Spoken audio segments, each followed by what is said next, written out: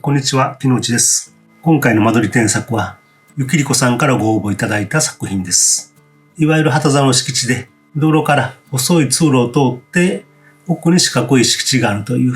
分譲地では未だに多い形状です。概要については、建築場所は神奈川県です。ご応募いただいたのはゆきりこさん、30代の方です。家族構成は、ご夫婦と子供さんがお一人の予定。駐車台数は大型バイク1台。たまたまですが、今回で3回続けて大型バイクに乗っておられる方からです。やはりバイクは根強い人気があるんですね。将来子供さんができたら車1台を所有する予定とのことです。用途地域は第一住居地域で、建蔽率 60%、容積率 160%、2階までの建築制限あり、道路は西側に幅4メートルということです。そういう条件のもと、ゆきりこさんが考えられたのがこの間取りです。単線で書かれていますが、シンプルで色使いも綺麗で、とてもセンスがある方だと思います。結構特殊な条件で、旗竿の敷地や大型バイクのビルトインガレージという条件をうまくまとめて、キッチンのテーブルもオリジナルのものを考えておられます。方位は図面の右側、少し斜め上が北です。お送りいただいた間取りの考え方についてには、このように書かれています。30坪ぐらいで考えています。1階についてはバイク用のインナーガレージを設置し、家の中からできれば夫のワークスペースからバイクが見えるようにしました。道路まで距離があるため、長さ約250センチあるバイクを玄関前を利用して切り返して正面から出せるようにしていますが、回しやすいように玄関前のアプローチがコンクリートだけになるのが少し寂しいです。バイクも大型のものになると結構なスペースが必要になってきますね。玄関近くにコートなどかける収納を置いています。洗面は帰宅後とトイレ用です。夫のワークスペースは夏を考えて書斎部屋にしてクーラーをつけた方がいいのか、寝室の一角に設けて夜からクーラーをつけっぱなしにした方がいいのかわからず、とりあえず後者にしました。寝室はシングルベッド2つの予定です。子供ができない可能性も考えて、個室は1つとし、将来的に仕切るようにしました。2階について、ダイニングはキッチン横付け希望です。4人座れてキッチンと合わせて長くなりすぎないように一部カウンターとしています。妻のワークスペースがなくダイニングカウンターでする予定ですが、オフィスチェアを置くことになるので、本当はリビングの一角に専用コーナーを設けたいです。またコンロ周りが汚れることが多いので、コンロの正面と横は壁か仕切りガラスが必要と思っています。こっちでしょうか。メンテナンス費を抑えるためにバルコニーをつけずにランドリースペースで室内干しをする予定です。ランドリースペースの近くにタオルやパジャマを置いたり、外出時に2階で着替えたりできるように収納を設けています。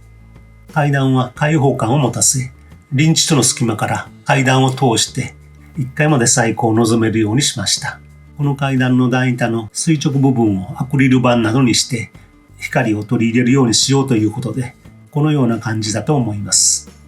土地価格が予算をオーバーしたため、建物はなるべくコストを抑えたく、ほぼ長方形にしています。イメージしている暮らしとして、広すぎない空間の中で、趣味、仕事、家事の3つを自分たちの暮らしのスタイルに合わせて実現できる家を建てたいです。平日は2人ともテレワーク、妻は週3で家にいますが、お互い通話が多いので、仕事中は各々のスペースで作業したいと思っています。仕事終わりには夫はテレビを見ていることが多く、妻はスマホや iPad を見ています。休日はバイクで出かけたり、洗車をしたり、キャンプに出かけたりします。また2人で料理することも多いです。普段テレビを見ながら食事をしています。来客は少ないです。リビングで過ごすことが多いので、リビングは吹き抜けや勾配天井など、広がりや奥行きが感じられて、リラックスできる空間にしたいと思います。庭いじりは得意ではありませんが、アプローチやリビングにたどり着くまでに緑を感じたく、植栽が少し欲しいと思っています。ということです。すっきり収まってオリジナリティもあって良いプランです。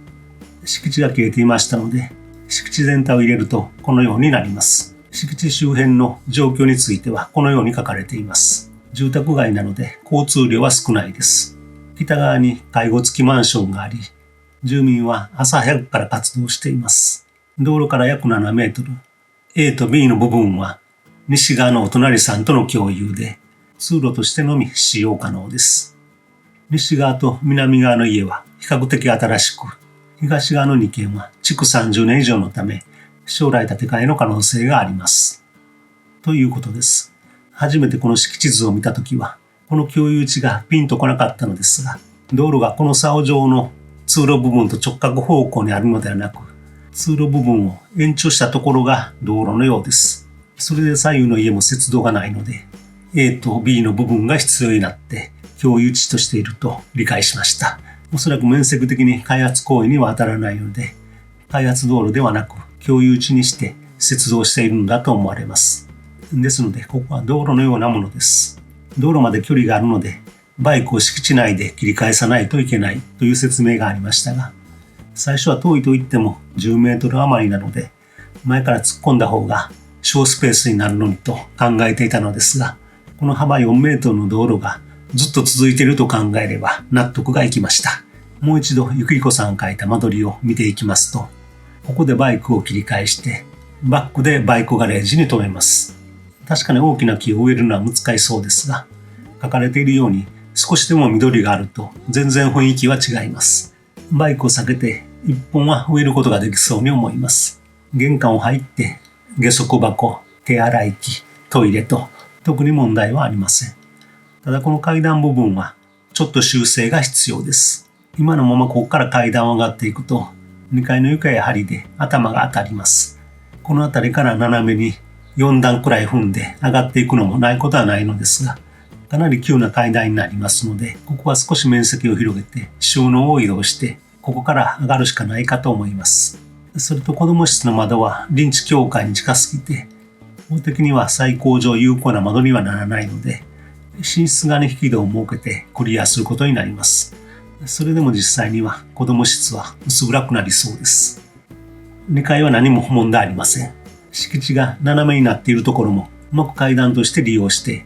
キッチンとテーブルもいいですし、リビングの南側の窓の前には建物がないので、日の光が入ります。北側の水回りもコンパクトに収まっていて、とても良いのではないでしょうか。天井は勾配天井にして、東側に向かって天井を高くして、ハイサイドライトを設けると良いかと思います。東側といっても南に降っているので、十分日照を取り込むことができます。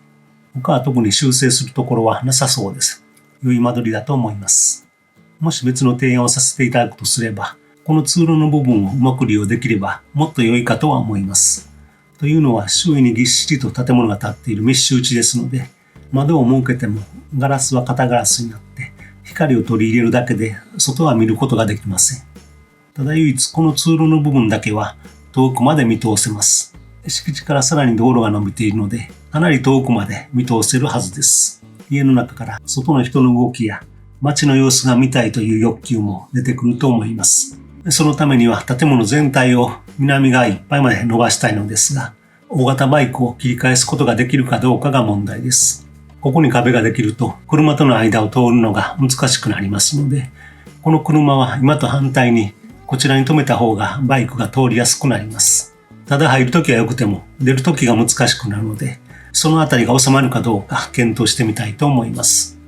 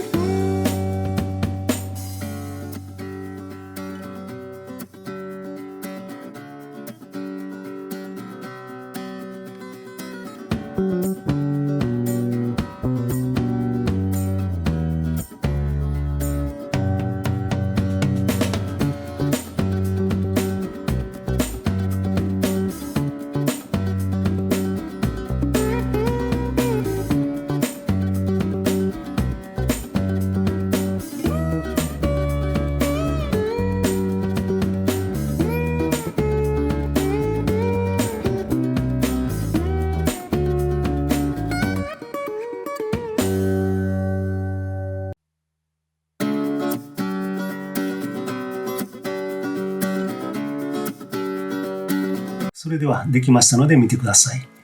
将来車を所有されたらこちら側に寄せて止めます。もし小型車でしたらここにキーを入れることができます。細長い道路を何十メートルもバックしてくるとなるとあまり大きな車ではないようにも思いますがいかがでしょうか。バイクガレージと玄関を入れ替えて手前を玄関、奥をバイクガレージとしました。ガレージの戸は3枚の引き戸として